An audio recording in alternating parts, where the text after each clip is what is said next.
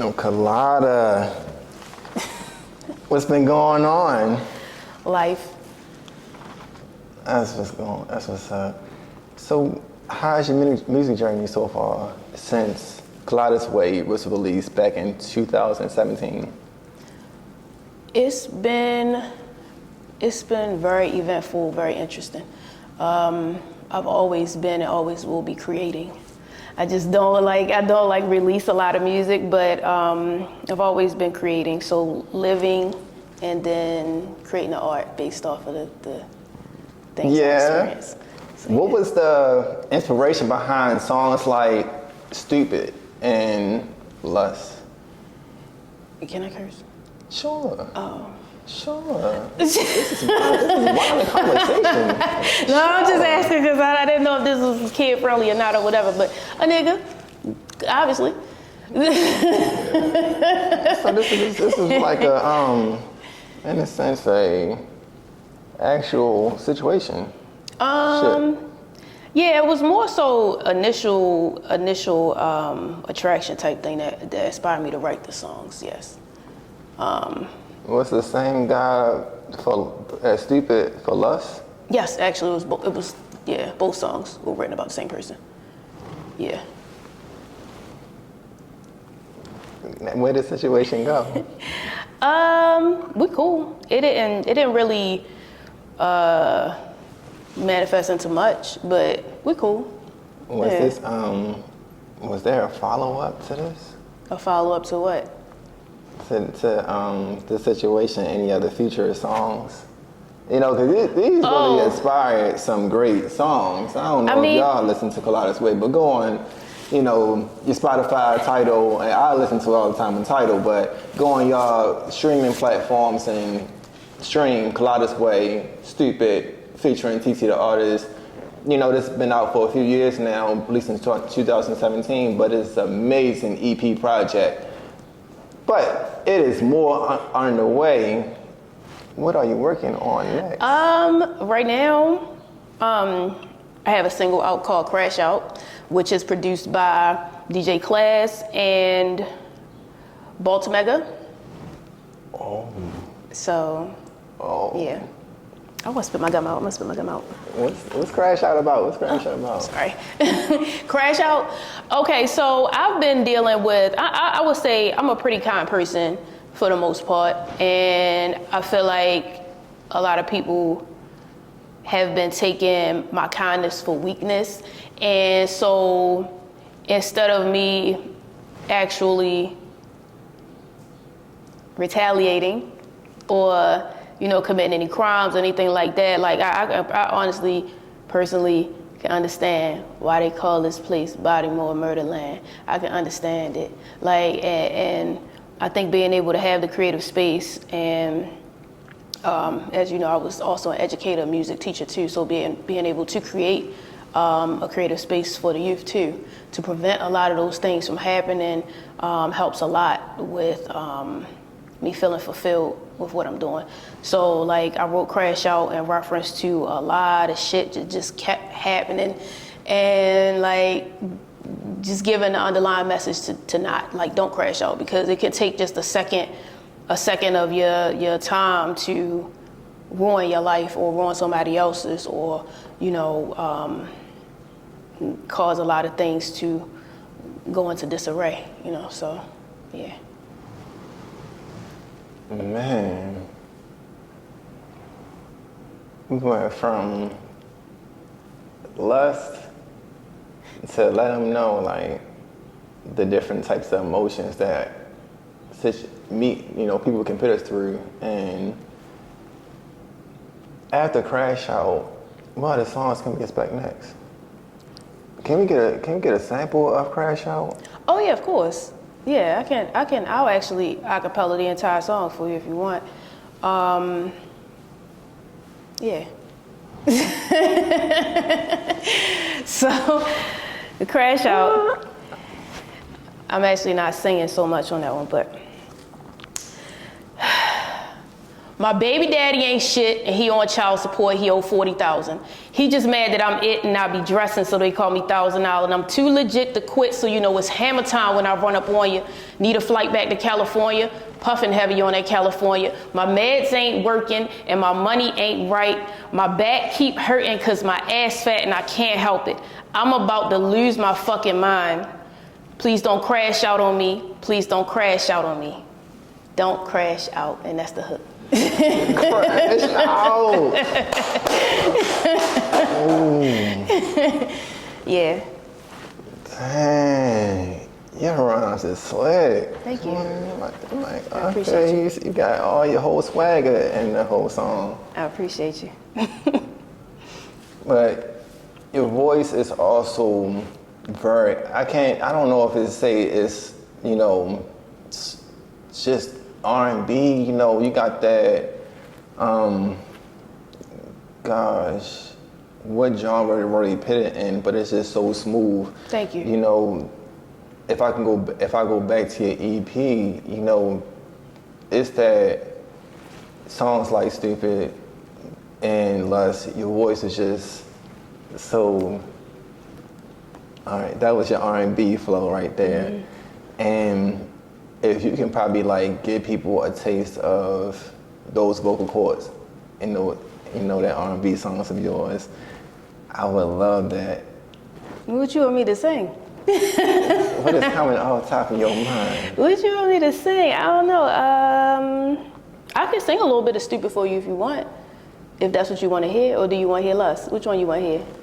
You want to hear Lust. You want to hear Lust? Yeah. That's a lot of people's favorite song. You want to hear Lust. Okay. Think I just fell in lust with you. Yes, I can feel the lust for you. Ain't no matters of the heart involved. All I wanna do is break you off. Think I just fell in lust with you. Yes, I can feel the lust for you. Ain't no matters of the heart involved. All I wanna do is break you off. And that is Colada with Colada's Way. That is Lust. Go on your streaming platforms and stream Colada's Way, Lust, and then catch Crash Out. Crash Out with featuring. That's produced by DJ Class and Baltimore. Amazing. Thanks so much for joining us on Wine and Conversations here in Colada's Way in the neighborhood. Thank you so much. I appreciate you. Thank you for having me. Anytime. Thank you. Ladies and gentlemen, welcome to another episode of Wine and Conversation. I am Superstar Sammie, and joining me today is Dolo Ink. Dolo, the journey of an artist is very inspiring for upcoming entrepreneurs, visionaries, creators to learn your story behind your success today. Tell us, where did you first discover your passion for art? I mean, I've been drawing all my life, and I've been always around, artists. My aunts and, I had a couple cousins who did photography, and they still do photography. And then since I was a kid, I always gravitated towards creating. What made you choose tattooing as a profession? So the crazy thing about that, I actually started off as a graphic designer, and then I got tired of it, and I needed something different. So I went from doing graphic design and went into doing tattooing. And through me making connections with a lot of people, and it allowed me to become a better person by making connections with other people. It kind of stuck. So before tattooing, before paintings, who was Dolo growing up? You mentioned your family. So me as a person, I was more of a quiet kid. Like I was more of the kid who, I was always off on my own, doing my own thing. So art was my way to really just express myself, and as I got older, it became a way for me to really connect with the world.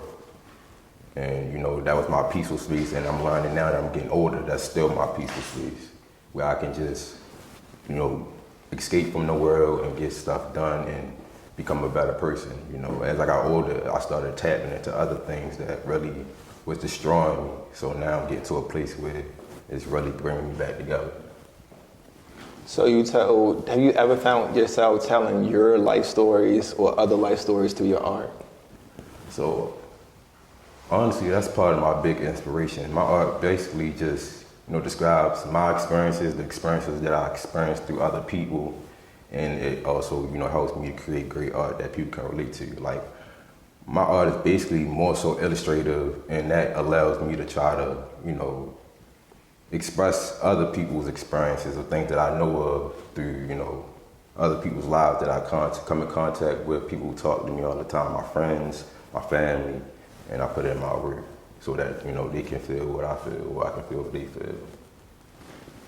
When you started your journey as a youth, how was your foundation, your support from your community, your family, your friends?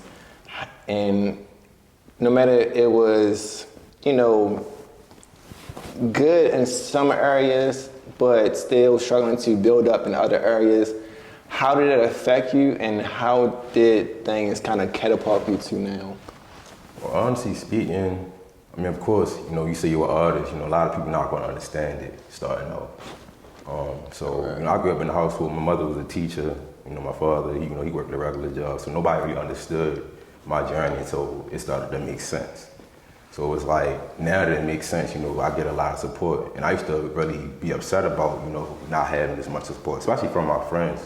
Because I was always around, different, rappers or people who made music and stuff like that. So it was like, well, y'all don't support me the way that, I'm supporting y'all, but they don't understand. Right. And I feel like a lot of times we get put in a space where we looking for support from people who really just might not be your audience. And that's okay, you know what I'm saying? But you definitely gotta be in a space where you understand that and you can move forward, and that maybe at some point y'all can reconnect. But your journey is still your own journey. You can't, wait for somebody else to support it in order for you to do what you need to do. What is different between your beginning to now when it comes to support? So from the beginning to now, I don't wait for support. Like now, I just put out the work. The people that get it, they get it. They don't, they don't. But I feel like over time, as I keep pushing out, my artistry and, just being me, being, who I am, people naturally eventually come around. But if you look at your art tells stories of your community. If you take a look at the painting behind you, you have the youth playing on basketball court, but it's more so he has a football in his hand, and he's kind of like playing with someone that's younger than him. And that shows the livelihood of the youth in the city. How did growing up in Baltimore inspire you? Are you from Baltimore? Yeah, I'm from Baltimore. I've been Baltimore born and raised. Okay. But, of course it's going to be good and bad. I try to bring out the good in my work. Like going from what I've been through or any negative experience, I try to move forward and give hope through my work. Right. So what was your inspiration behind this painting right here? So this basically takes me back to, middle school. We all, playing football and recess.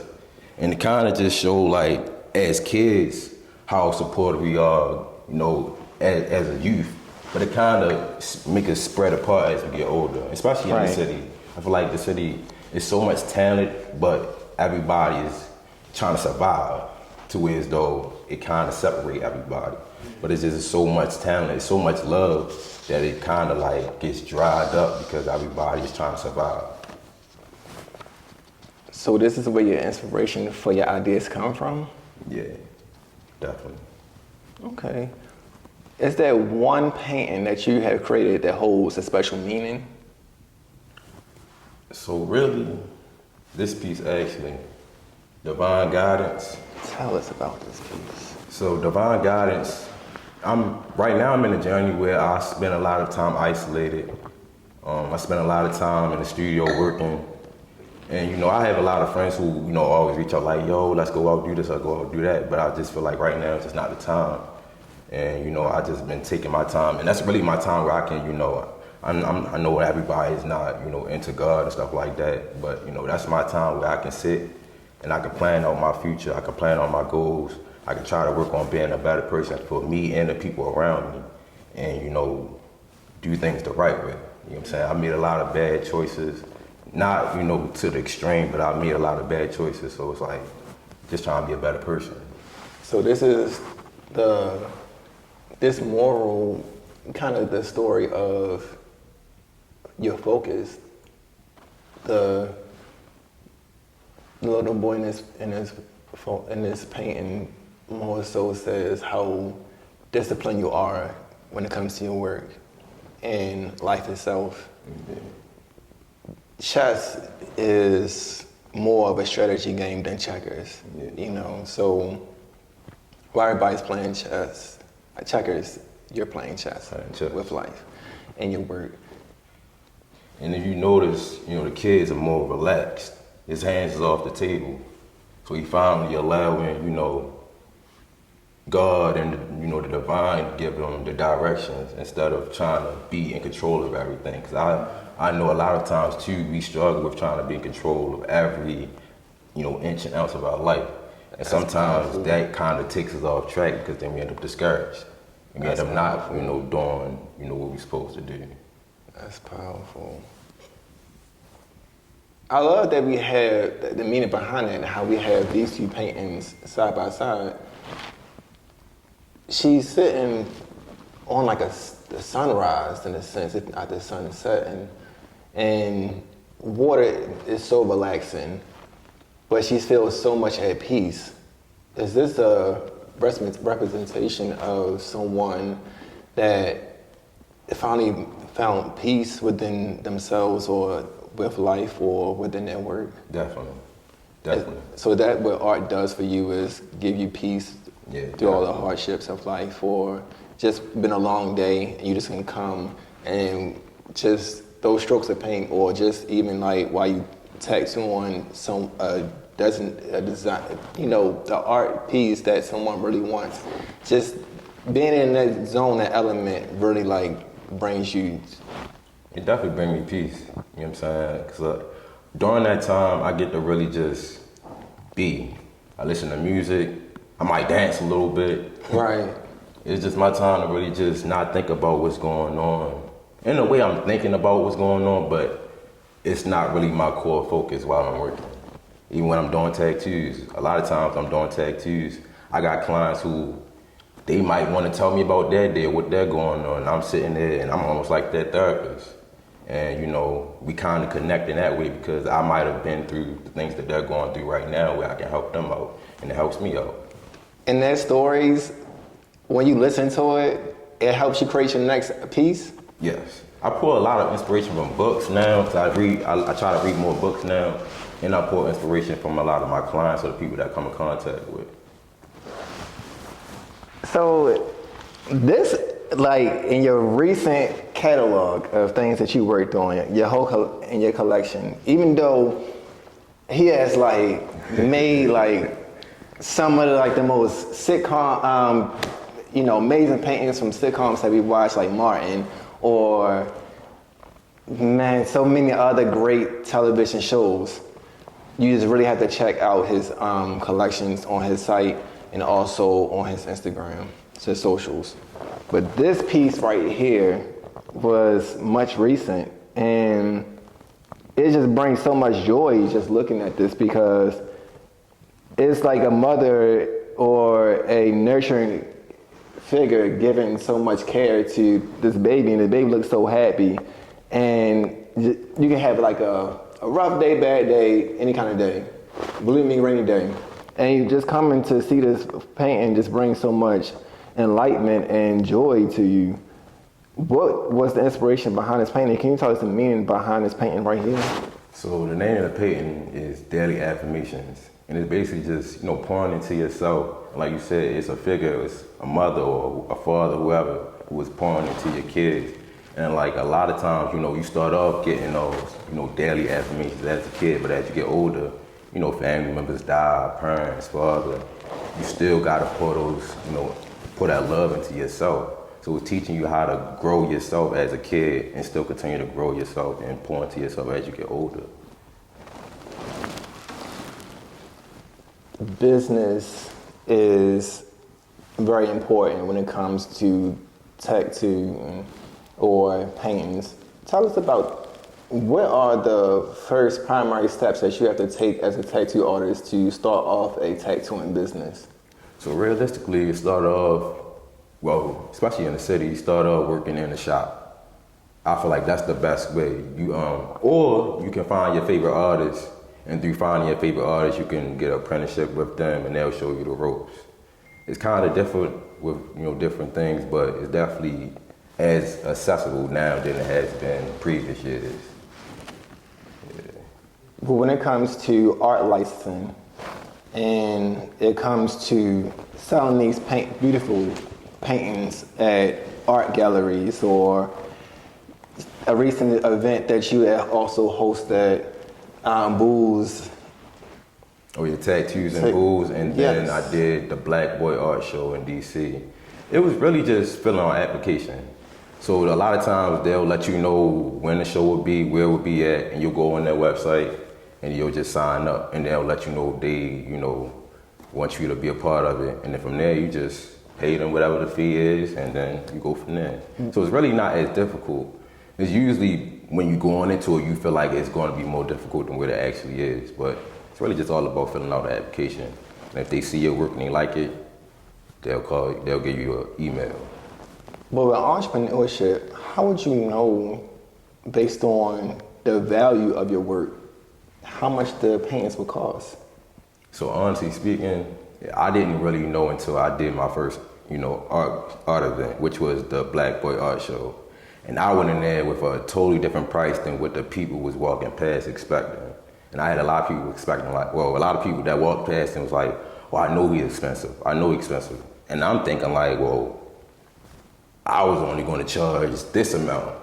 But saying the work around me and saying that my work actually, was on the same level, a lot of people already concluded that I was expensive.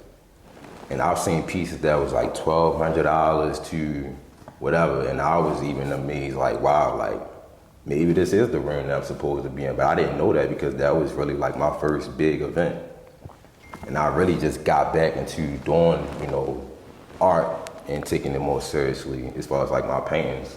I was doing tattoos for, a long period of time before I got back into it. So it took me a while to really understand the business side of selling art.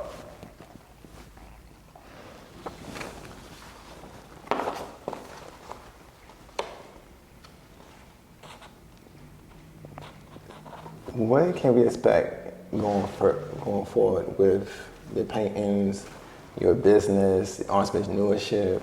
What can we expect going forward from you? So I'm planning on doing a solo show. That's my next goal. That's my next goal. And then I have a couple of artist friends. We're doing a group show soon. That's in the works. And then right now I'm also, doing more content, getting into YouTube, giving people more of an insight of who I am outside of the work, the tattoos, the paintings. Because I feel like a lot of people haven't got that side of me. So just want to, make a connection with a lot of people who support me and support my work. Where your swag coming from? Why you always dressed like you're a maintenance man? I'm more so in my relaxed era right now. Like, I'm more so just wake up, put on some clothes and go to work. Over the years, I was always like into like fashion and stuff like that. But now that I'm, just more into my artistry and being more at peace, I kind of like relaxed on a lot of the things that, I used to be interested in. Right. Yeah, so where it does give off that very focused work mindset, but gives that laid back, relaxed, like the Timbs and khakis that I can get up and go, but you also, I'm getting a message off that I'm very strong and focused and dedicated to my work as well. Yeah. Appreciate you joining us today on Wine Conversations. Appreciate you, man. And let us know how they can purchase some of your fantastic work as well. So you can purchase my work at www.DoloInk.com, and you can follow my work on my Instagram at DoloInk. how much that one costs, and what's that name of this painting right here? This one is When Kids Were Kids, and this is, well, the original is 600, but I have it on my website for 80 for unframed, and then I got it for 150 for the frame. What about this one? So basically, all this size, the original is going to be 600. 600. And what are the payment methods that people can use as well? So you can pay through Cash App, Apple Pays out, or like I said, on my website. And you can always contact me, and if you want to get something custom made, you can get something custom made as well. Sounds good, because I'll surely be looking for home design and self-portrait as well. So in the future, y'all may see that come across as well. But everyone has a start in their journey, and everyone has their community that inspires them to be more a illustrated artist and something that brightens their day as this painting as well. Thank you for joining us today. Thank you. Appreciate it. Ladies and gentlemen, thank you for joining us back today. I am Superstar Sammie, and joining me today is DannyLugo. And we go way back. Way back. Way back. And I first came into the game in 2008 when I got my start. And it's a little similar, but a little before me, this individual went by also a name of Pac Breezy. As many of those know, that produced a lot of hype but classic Baltimore club hits as well. Word. And even as you know, the legendary female dancer Fat Girl, her QB Queen of Baltimore preliminary track that was remixed at one of Nicki Minaj's tracks was also created and produced by Pac Breezy as well. Let's get into it. Keeping Baltimore Club alive in the journey of a dancer, producer, and an independent artist. Tell us about your beginning of your journey. Well, I first started off dancing with my dance group in Hartford County, and we used to come to the city to come to the Paradox. And the Paradox is where everybody would battle and, meet up and dance. And everybody wasn't as together as they are today, but we were all coming out for the same cause. So you never know who you would run into. Eventually, as time would go forward, I would meet Ra through the Bang Shoot. I was going to that same club at the Paradox on Russell Street. So when we would go there, she came down and seen me and my brother Mario doing routines, and she needed dancers for tours, so she gave us a shot at the Auto Bar. And when we did the Auto Bar, after that, it just took off to South by Southwest, Coachella, Winter Music Conference. We went to Japan also, and Portugal. There's a lot of places we went, but through the dance scene and being a street dancer, networking with my peers, we pretty much, got those opportunities and working with each other. And I ended up transitioning into being a music artist also through producing the club music. So, yeah. Ladies and gentlemen, in my early days coming in, I first started off doing media work, but then I also had an amazing many years doing management work for numerous of dance artists and dance crews. One of those dance crews I worked with in my much later years, besides people who know me for the beginning, and then after that was like groups like TSU, but another group was Kings of Club. And I can't proceed without this project or this discussion without giving a moment to acknowledge one of the greatest well talked about dancers from this crew, Garfield. And if you can please shed some light on him. Man, Garfield was like the father of the group. And he always made sure that we was in line, and he was the tallest and the biggest in the group also, but he made our routines, he kept everybody safe, and unfortunately, like the year before we went on tour, like 2009, he had got hit by a car out of Hartford County by a drunk driver. and he lost his life. But immediately after that, we started like pushing harder, and for his sake and for his name, to keep the group alive, keep his name alive. But he was the heart of the group. I would tell you, he was the heart of the group, and a lot of people had a lot of respect for him from the county all the way to the city. So he was a big part of why I started dancing and why I continue to dance. So he was a big inspiration within y'all crew for many of y'all. Yeah, Travis, Mario, Pierce. So I think many people did not know that my relative, my family member, is Larry. What up, Cardinal? Shout out Larry. And what up, Larry? But Larry, what up? This is he was one of my inspirations. He was also K-Swift road manager as well. He did a lot of work with like Paula Campbell, a lot of other people. So when you look at my work would not be probably what it is if I didn't look at his early days on as inspiration as well. Besides that, I was always the artist. That's what it is. I started out, drawing and painting myself, but then also going into media arts as well. So before doing management, what are those key moments that transition you from a dance artist to a recording artist?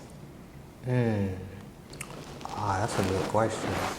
A lot of my inspiration came from Rara, and then as far as on the producer side, I would definitely say Black Star, just based off how I look at music. But a lot of the people gave me opportunities, such as Larry, to do Baltimore by Baltimore, to perform at Amfram in 2023, that just passed a few years ago. And, connecting with the city and being on stage with some of my peers, it just transformed my whole vision and experience through music. Like, I've always done music since a child, but becoming a dancer first and then going to a producer and then to a music artist, it's like a lesson in each one of those, and you gotta have people around you to guide you and show you like how to step up into those roles and properly put them all together. So I definitely give credit to the people that inspired me and then gave me opportunities to, show my craft and grow from it. Including you too, because you gave us opportunities to perform as well. I mean, you didn't mention that, but like before I even started doing music, when I was just doing my dance thing, you definitely gave me platforms to showcase my talent and put us in different crowds and, see what we could do with that. And it definitely challenged me and grew me. So all of that counts. Speaking on that, to mention that, I'm on it, but what are some things that you picked up and learned from me? I know someone who in passing gave me flowers as well for things that they learned, or two individuals, TSU Terry and TSU Flash. TSU Flash mentioned that I had shown early on the expansion of ways to do marketing. I know Terry just mentioned how I done helped in ways to, navigate through the business and other aspects. But what are some things that you pulled from working together, and tell us about your experience. Well, you've always been very helpful, very friendly. You always reached out. That's one thing I could say, like, you always reach out to people and you're consistent.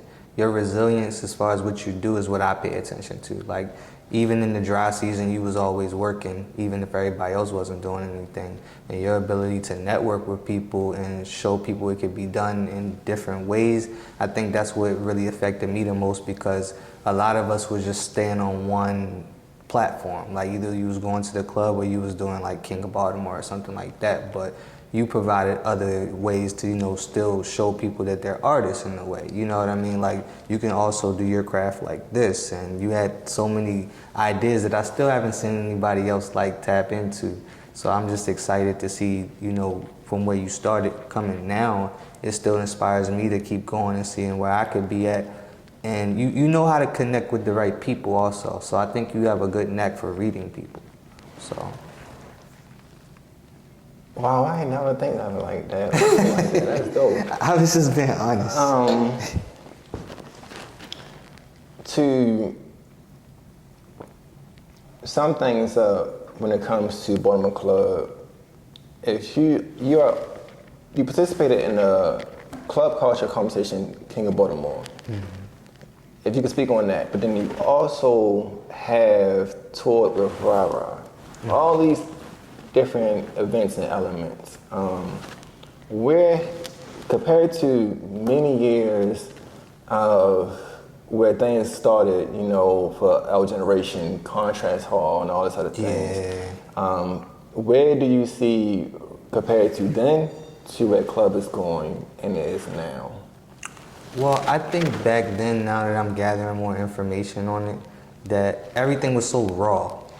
So it wasn't like contained yet. And where we are today, people are trying to like put it together in such a way that it's a network, it's a brand, it's, we was never thinking like that back in the day. We was just having fun and connecting with each other just off the strength. When I did the competition, it was always supposed to be a challenge to see who was the greatest dancer. A lot of times it was other semantics to why people won. We all got our stories, but touring showed me that the world was bigger than just the competition. Because a lot of people, they would end their careers off of the competition sometimes. And we had a way bigger community at one point, like a ton of people, to the point where you might not even have met everybody at once. Yeah, that's true. So like when I look at it now, it's just like I'm grateful for both experiences, competing and touring, because touring just showed me like just how to be professional, how to grow up and how to be accountable and show up. It's not just about me, I gotta make somebody else show look well. So being in the city, it's like competition. Yeah, and it's good to be in competition, but it's also good just to freely be a creative artist and just do you, stay in your lane and build a brand. But speaking of that, you are an independent artist, and I'm gonna let you close out and have the moment and show them who Danny is. Give us a quick freestyle to close out one conversation if you can. A freestyle? Oh man, I ain't freestyled in a minute. I've been making a lot of club music, so I've been on my club music tip. Mm-hmm. But we rapping, we chilling, we sipping on wine. I'm thinking a lot, never wasting my time. Got a lot on my mind, this is why I still rhyme. I dance the pain away, I always got time. But for K Swift, we gonna wrap it right up. R.I.P. to Garfield and Swift, we gonna pray it right up. And we staying right up, cause the money stay up. Shout out to the wine community, cause we sipping on bub. That's just something off the door. Ladies and gentlemen, thank you for joining us today for a third edition of Wine and Conversation. We had the amazing in the neighborhood of Colada's Way. And can I also say something real quick? Sure. Check out Kings of Club, volume 123. I'm sorry, the wine got me. Check out Kings of Club, volume 1, 2, and 3, DannyLugo on all platforms. That's all I wanted to say. It wouldn't be Wine and Conversation if it didn't. Hey, San Antonio, 60%, but it is the winery of the year. So we're at the local liquor store and get you a bottle of San Antonio. Comes in amazing sweet red and smooth and grape. Ladies and gentlemen, thank you so much for joining us today. We'll be back with so much more. Again, the amazing sultry vocalist Colada joined us today. We had the amazing illustrator Dolo Ink. We had the amazing performer and icon in our Baltimore club history, and the independent artist DannyLugo. There you go. Thank you. Thank you. Join us again.